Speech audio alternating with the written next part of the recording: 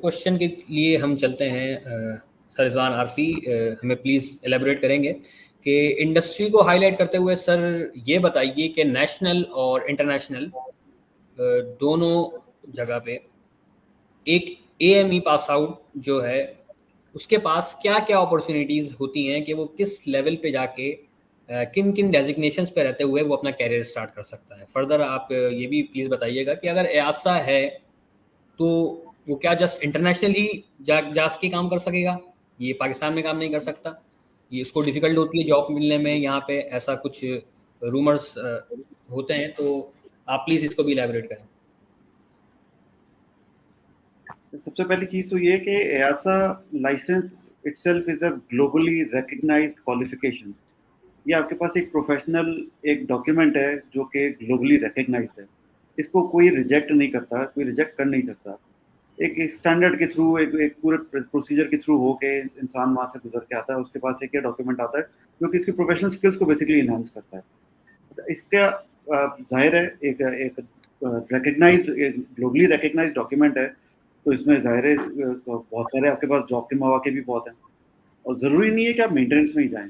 मैं ये बारहा अपने स्टूडेंट्स को अगेन एंड ओवर बताता रहता हूँ कि आप लोग ज़रूरी नहीं है कि आप उसमें ही जा रहे हो कि आप मेंटेनेंस में जाना है। मैं आपके सामने आई एम EASA B2 और लाइसेंस होल्डर, और मैं क्वालिटी एश्योरेंस में भी रहा हूँ, मैंने मेंटेनेंस में भी टाइम गुजारा है, मैंने प्रोडक्शन प्लानिंग में भी टाइम गुजारा है, मैंने थोड़ा सा एयरवर्दीनेस मैनेजमेंट में भी टाइम गुजारा और मैं पढ़ाया इंस्ट्रक्शन साइड पे भी गुजारा है।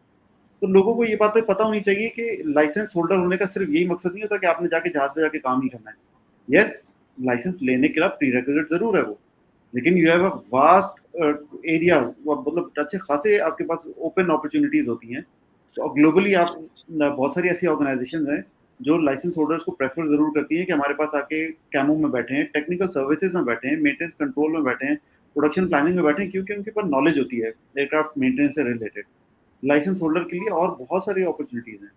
और इंटरनेशनली दुनिया में इस वक्त तो खासकर कोविड के बाद से तो इस एविएशन इंडस्ट्री IATA के अगर आप स्टैट्स उठाएं तो ठीक ठाक बूम आ रहा है और आगे बहुत हाई इस वक्त प्रिडिक्शंस हैं कि एविएशन इंडस्ट्री बहुत बूम पे जाएगी, जा रही है। लोगों के आप ऑर्डर्स चेक करें, हर एयर शो में एयरलाइंस के ऑर्डर्स चेक करें, जितने पर एयरक्राफ्ट जाहिर है AV भी चाहिए, टेक्नीशियंस भी चाहिए, उस डिपार्टमेंट के लोग भी चाहिए। और खाली ऐसा नहीं है कि पाकिस्तान ही से तक रिसर्च, इवन पाकिस्तान माशाल्लाह से अच्छा खासा इस वक्त ग्रो कर रहा है। इंडिपेंडेंट MROs ग्रो कर रही हैं और इंडिपेंडेंट MROs पाकिस्तान में EASA बेस्ड भी हैं। यहाँ पे EASA लाइसेंस होल्डर पाकिस्तान में काम कर रहे हैं और बहुत अच्छी पोजीशन। यहाँ रिजवान साहब आपकी बात में मैं एक एडिशन करना चाहूँगा पॉइंट। जैसा कि आपने जिक्र किया कि AME जो लाइसेंस होल्डर होते हैं, EASA लाइसेंस होल्डर जो भी हैं, वो ना सिर्फ मेंटेनेंस में बल्कि डिपार्टमेंट्स में भी काम कर सकते हैं। इसकी मिसाल हमारी एक एक्स इंस्ट्रक्टर हैं, वो इस वक्त एक नामी ग्रामी एयरलाइन के डिपार्टमेंट में काम कर रही हैं, यानी कि EASA लाइसेंस होल्डर या लाइसेंस होल्डर जो है वो अब डिपार्टमेंट में उनको फौकियत दी जा रही है over the bachelors degree holders. तो ये बिल्कुल सही बात है। इवन हमारे स्टूडेंट्स हैं बहुत सारे जो EASA लाइसेंस होल्डर्स हैं और डिपार्टमेंट्स में बैठे हैं इस वक्त। बहुत अच्छा एक्सपीरियंस आ चुका है इस वक्त डिपार्टमेंट्स का, कैमो का एक्सपीरियंस आ चुका है, प्रोडक्शन प्लानिंग का है, टेक्निकल रिकॉर्ड्स का है। तो इस जरूरी नहीं है कि आप मेंटेनेंस ही हो तो लाइसेंस है तो मेंटेनेंस भी बहुत अच्छी चीज है। बिल्कुल चाहिए। हमारे बैच के स्टूडेंट हैं माशाल्लाह, वो लाइसेंस हासिल कर चुके हैं, लेकिन इस वक्त वो प्लानिंग में डिपार्टमेंट में काम कर रहे हैं इंजीनियर।